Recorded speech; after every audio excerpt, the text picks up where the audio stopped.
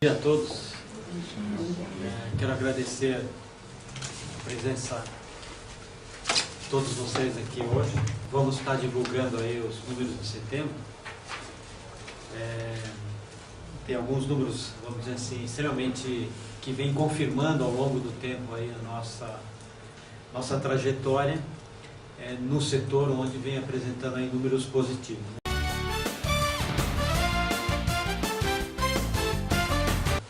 No mês de setembro, depois eu vou passar aqui para o nosso economista, o Flávio, mas novamente confirmou o desempenho que o setor supermercadista vem tendo aí durante o ano de 2013. Se nós compararmos aí o mês até setembro, né, de janeiro a setembro de 2013, a gente tem uma variação nominal de 11,62 e tem uma variação deflacionada de 4,94. Isso é o resultado de janeiro a setembro de 2013. Quando nós comparamos agosto, que foi um mês extremamente bom, vamos dizer assim, para o comércio, supermercados, quando comparamos setembro de 2013 versus agosto de 2013, a gente então tem uma queda deflacionada de 5,12. Mas quando nós comparamos setembro de 2013 versus setembro de 2012, a gente também tem um crescimento aí de 4,81. Então os números são positivos, ele vem se mantendo positivo aí durante o ano. E o que a gente nota também é que, a nível de cesta básica, todo o esforço que o governo fez nos meses anteriores, ele vem se confirmando agora com baixas registradas aí durante o mês de agosto, mês de setembro, né? E se fôssemos fazer aí uma previsão aí de fechamento para o ano, a gente estaria falando aí ainda num crescimento entre 4% e 4,5%. Tá? Vou passar aqui para o Flávio agora entrar um pouco mais em detalhe. Obrigado. Bom, eu só vou fazer uns comentários adicionais para contextualizar o nosso número. Tá? Vocês que acompanham mensalmente a nossa divulgação dos dados, nós percebemos que o dado começou o ano um patamar bem mais baixo e ele vem gradativamente melhorando. Particularmente a partir aqui de julho, ele deu esse salto. Nós iniciamos o ano projetando um crescimento de 13,5% no resultado final de 2013. Na última coletiva, dada a situação conjuntural do setor, nós ampliamos a nossa perspectiva de vendas para esse ano para a casa dos 4%. E nós estamos com esse resultado aqui de setembro, 4,94, ele vem confirmar essas nossas previsões. Nós não achamos que vá subir muito além disso, nos meses finais do ano. Então, o resultado final do ano deve ficar aí em torno entre 4% e 4,5%. No ano passado, para esse mesmo período do ano, nós já começávamos a ter um patamar mais de equilíbrio. Em setembro de 2012, nós tínhamos 5,50 e encerramos em 5,30, um pouco abaixo. E alguns fatores, como um dado como esse da Abras está apresentando até um crescimento acima das nossas expectativas iniciais. Basicamente, dois fatores vão contribuir para isso. A taxa de desemprego, o setor é altamente dependente desse aspecto renda da população, é isso que influencia o resultado do setor. E o rendimento do trabalhador, o rendimento médio real, na comparação anual, apresenta um crescimento de 2,8% frente a setembro de 2012. Isso é um dado muito expressivo, e é um dado que vem, nessa base de comparação interanual, vem oscilando positivamente já há vários meses. Isso faz com que o setor continue obtendo resultados positivos. Um outro fator que contribui também, vem contribuindo nos últimos meses, é a queda dos preços que estão sendo verificados nos produtos da cesta básica. A inflação de alimentos como um todo vem caindo, já teve seu pico no início do ano, e desde então, como o Dr. Márcio já adiantou, pelo efeito da cesta básica e mesmo a questão daquele momento crítico da inflação no início do ano já está mais moderado. E desde maio, nada que é expressivo, e o Marco Aurélio vai comentar, desde maio o Abras Mercado, que é o índice de inflação do setor supermercadista, apresenta uma queda de menos 2,76%. São 4 meses consecutivos de queda de preços nos supermercados. E isso acaba influenciando, maior poder de compra para o consumidor, e isso acaba acarretando em maiores vendas para o setor supermercadista. É a conjuntura básica do setor, e a gente tem esse patamar, nós estávamos em 2,99 acumulado em junho, e gradativamente isso escalou a casa dos 4. E nós imaginamos que vai ser nesse patamar que se encerra o ano. Tá? Basicamente isso.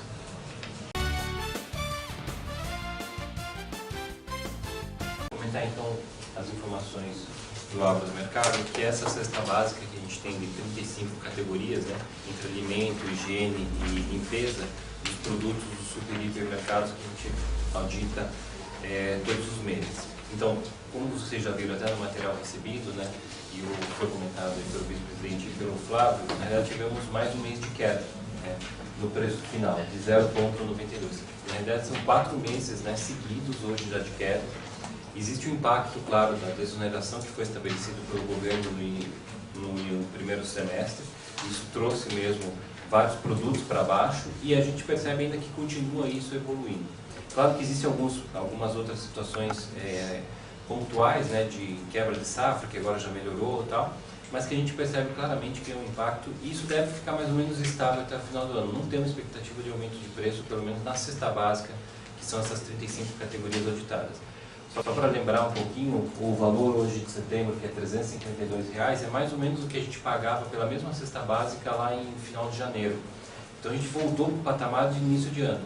E é isso, quer dizer, se a renda, como que o Flávio comentou, se a renda está melhorando e a gente hoje não precisa gastar tanto mais em cesta básica, provavelmente o consumidor está indo para outras categorias, o que influencia no resultado final de outras categorias. Acho que informações importantes, as maiores altas, queria fazer 2 observações. A questão do leite em pó, se a gente observar que em 12 meses nós chegamos a quase 20% de crescimento do leite, a tendência é que não diminua porque houve uma diminuição de produção do leite, e o leite em pó integral, tanto o leite longa-vida, são 2 produtos muito utilizados pelos brasileiros na mesa nossa, não deve haver diminuição, ao contrário, ele deve manter estável, mas deve ficar alto nesses patamares. Isso por um problema de produção mesmo, houve uma diminuição de produção de leite no mercado. E a questão importante, farinha de trigo, hoje está sendo muito falado, não só a farinha de trigo, mas a farinha de mandioca no Nordeste também é um produto muito importante, está subindo acima de 20%, 30% se a gente olhar o acumulado do ano, e elas nem devem baixar. Tanto que a gente já percebe que hoje o pãozinho francês é mais caro, a gente vai impactar produtos que sejam derivados desses 2 itens aí, vão subir e vão continuar subindo. O que a gente percebe? Existe um problema na Argentina, claro que a Argentina diminuiu a produção, o Brasil importa farinha, principalmente a farinha de trigo, uma parte da produção nacional é importada, a Argentina teve quebra de safra, perdeu, não consegue exportar para o Brasil o que é necessário, e o Brasil teve problemas climáticos também, que a produção não foi tão boa. Então o impacto está diretamente no resultado. O IPC e o IPCA, que na realidade a gente percebe que no grande supermercado, que é a barrinha verde, a gente tem um impacto muito maior, e a gente percebe aí no final desse último mês, nessa queda de 0,92 é maior do que a do IPCA. O IPCA tem uma composição um pouco maior de cesta, do que as 35 categorias que nós olhamos, então por isso essas divergências. Mas a gente percebe claramente que as 3 barrinhas para baixo, verde, nos últimos 3 meses, significou mesmo uma queda na cesta básica nossa. Para fechar, só comentar da regionalização, e aqui eu queria fazer uma observação interessante. A gente começa a olhar a região centro-oeste, a região mais cara é a norte, sempre foi a norte por uma questão de logística, mas a gente começa a perceber a região centro-oeste, ela teve aí uma queda de 2,73%, mas principalmente por uma questão de Brasília. Quer dizer, houve uma redução nos preços, né? Houve também em Cuiabá, houve também na Campo Grande, mas na realidade Brasília foi a região que teve maior impacto negativo dos preços. O que fez? Brasília, que era a cidade mais cara do país na cesta básica, né? Ela não é a mais cara. As mais caras estão exatamente na região sul. Por que me parece, quer dizer, Santa Catarina, Paraná, pensando tanto em Curitiba, interior do Curitiba, Porto Alegre, interior do Rio Grande, né? Acabaram se tornando mais caros, né? E aí tem uma questão muito clara: o preço da carne em Brasília diminuiu muito, né, nos últimos meses, principalmente nesse último mês, e fez com que essa cesta básica fosse extremamente impactada. E no sul a carne não caiu tanto, e a carne pesa muito na cesta básica. Então, a de Brasília acabou hoje, acho que é a quinta mais cara, sendo que o sul está muito caro, exatamente pelo consumo de carne, e a carne ainda está muito cara nessa região. Tá? A expectativa é que, finalizando aí para 2013, né, os preços se mantenham estável, provavelmente não deve haver grandes subidas até o final do ano, grandes novidades.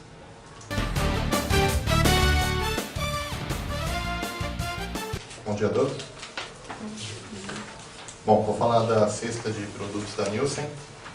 É uma cesta que quem acompanha, né, já sabe, formada por 130 categorias, predominantemente categorias industrializadas, então não vou estar falando de alguns commodities, né, que a gente está acostumado a ver nos índices anteriores. É uma visão de uma cesta que não inclui produtos frescos, perecíveis.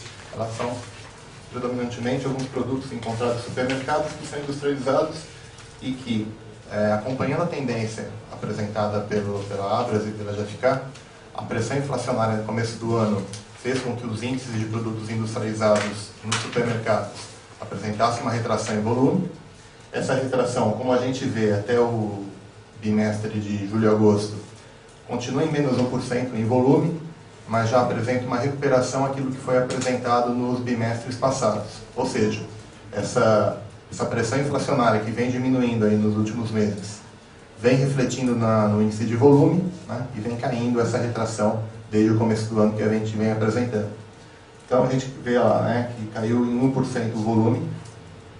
Também há um aumento em faturamento, a gente não trouxe aqui porque já apresentou o índice da Abras, né, e o volume caiu. Em algumas cestas que puxa mais essa retração, como por exemplo bebida, que tem um peso forte em nossa cesta de produtos industrializados e puxa essa retração para baixo. Quando a gente olha por canal de compra, a gente vê os pequenos supermercados com um impacto menor dessa desaceleração, né? Como eu falei, né? É um índice que está em recuperação, mas que ainda tem o histórico que compromete o resultado acumulado. O pequeno varejo tem no menor impacto dessa desaceleração e que deve melhorar nos próximos trimestres com essa melhoria de curto prazo, principalmente da pressão inflacionária. E os formatos maiores ainda passando por maiores dificuldades do que o pequeno varejo, mas que não é uma grande novidade. Acompanhamos já esse movimento há anos, cerca de 5 anos, que o grande formato vem apresentando patamares menores que os varejos de pequeno porte e de vizinhança. A gente olha a maior contribuição no crescimento, né? Se eu isolar as categorias que crescem, eu vejo que as categorias que mais apresentam essa contribuição é sabão para roupa. Isso aí entra tanto líquido como sólido e tem um grande impacto aí do líquido para esse crescimento da categoria, essa contribuição positiva. Óleos e azeites, que tem uma recuperação. Suco pronto para consumo, que é uma categoria em destaque da cesta de bebida não alcoólica, cresce a cada ano e com ou sem pressão inflacionária continua crescendo, está muito ligado a novos hábitos e questões de praticidade. Amaciante de roupa, que também está ligado à cesta, uma maior qualificação de produtos na cesta de limpeza. E outras categorias que normalmente têm um apelo voltado ou à praticidade ou à saudabilidade, produtos que passam a fazer parte da cesta de um consumidor que vem apresentando um ganho no seu rendimento. Quando a gente olha as categorias que mais contribuíram para a queda do volume, que foi de 1%, vocês lembram?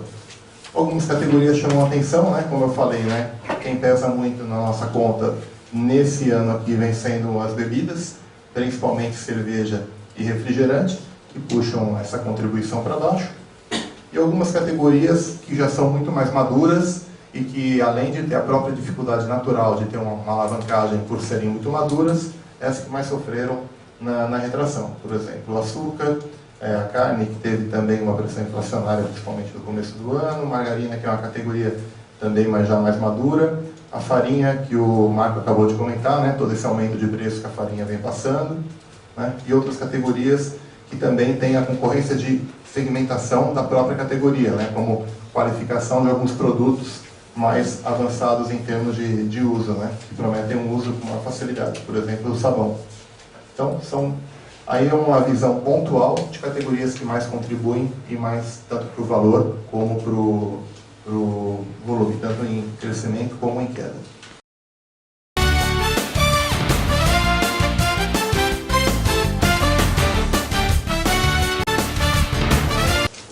Um levantamento que nosso departamento realiza junto aos supermercadistas, é uma base expressiva, e os supermercadistas são mais de 80 donos de loja que respondem, gerentes, compradores e donos de lojas que respondem a nossa pesquisa. Então, basicamente, a pergunta é: como é que está a sua expectativa em relação às vendas do final de ano, né, em relação aos produtos típicos de Natal? Temos uma questão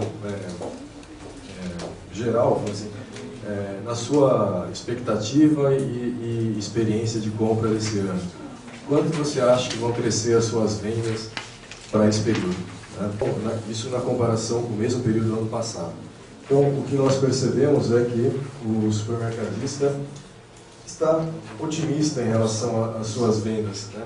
Eles vão ter um crescimento aqui em torno de 14,9%. No ano passado, nessa mesma pesquisa, na comparação com o ano de 2012, nós chegamos a resultados muito próximos, que foi de 14,4%. As vendas de dezembro sempre são superiores às vendas de novembro, né? É sempre um mês de altas vendas para o setor. Então, no ano passado, por exemplo, em dezembro de 2012, a variação nominal do faturamento em relação ao mesmo mês, o mês de dezembro de 2011, foi de 11,59%. Ou seja, é nessa casa em que o resultado real deve se situar, né? Foi um pouquinho abaixo. No ano de 2011, a variação havia sido de 8,14%. Então, resultados positivos ainda, né? Então, é mais ou menos nessa linha. É assim que nós devemos entender. E essa expectativa de crescimento para esses produtos, de quase 15%, ela é basicamente em cima de uma cesta de alguns produtos específicos, né? Você vê que a cerveja tem uma expectativa de faturamento maior, em torno de 15,3% esse ano, em relação ao mesmo mês do ano passado, mesmo período do ano passado. Refrigerante, 15,2%, frutas nacionais da época, 14,7%, frango congelado, 13,9%. Então, nesse slide, quase todos estão uma perspectiva um pouco abaixo do verificado em 2012. Aqui já está mais equilibrado e você vê que alguns produtos já começam a apresentar expectativas superiores em relação ao ano passado, o que se verifica em bebidas natalinas, vinhos nacionais, o Chester, o Peru e o Denver, né, todos com uma perspectiva de crescimento acima da verificada no ano passado. Então você já tem esses dados todos. E um item que é importante, a questão dos itens importados.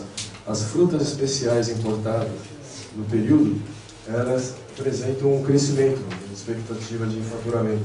Então aqui estamos falando uma perspectiva de 17,1%. E os vinhos importados acabaram com uma perspectiva de crescimento de vendas um pouco menor do que verificado no ano passado. Já os importados, em geral, de uma forma geral, têm um crescimento acima. Quer dizer, aquela ideia de que a oscilação cambial pudesse afetar as vendas de final de ano, acaba não se concretizando. Os preços estão variando ali em torno dos 7, 8%, que é a variação de preço de alimentos. Um pouco acima do IPCA, mas é bastante equânime, vamos dizer assim, dentro de nesse patamar de 7, 8%. Alguns produtos estão um pouquinho mais caros, né? Você vê que a cerveja, que é um fator aí, estrutural, tributário, acabou aumentando o preço no período. Né? Tem o pernil, que é o frango congelado. Refrigerante e refrigerante na mesma categoria da cerveja também tem um acréscimo de preço. E as frutas especiais importadas. Mesmo com as oscilações cambiais, a oscilação cambial aqui de agosto, você vê que a variação média dela é em torno de 10%. Tá? Um pouquinho mais, um pouquinho acima aí da média e tal, mas também não chegou a ter um grande impacto. Tá? Eu queria acrescentar que muitos de vocês acompanharam toda a problemática que aconteceu ano passado em relação ao vinho nacional, onde no final do ano passado, para ser mais preciso, dia 19 de outubro de 2012, a Abras, juntamente com os importadores, a BBA e a Brame, e o setor produtivo do vinho brasileiro, assinamos um acordo para desenvolver o consumo de vinho no país. E o objetivo até 2016 era sair de 1,9 para 2,5 o consumo. E dias atrás se passou um ano e fizemos aí um balanço do trabalho que vem sendo desenvolvido por essa cadeia, né, com todos as entidades com o objetivo de aumentar o consumo. E a gente tem um primeiro balanço aí de janeiro a setembro de 2013. E nós temos algumas divisões. Nós temos vinho de mesa, que é o vinho mais popular, que é o grande volume. Tem vinhos finos e você tem os espumantes. No vinho de mesa, houve um crescimento de janeiro a setembro de 2013 versus janeiro a setembro de 2012 de 4,26 no volume do vinho de mesa. Não entendi.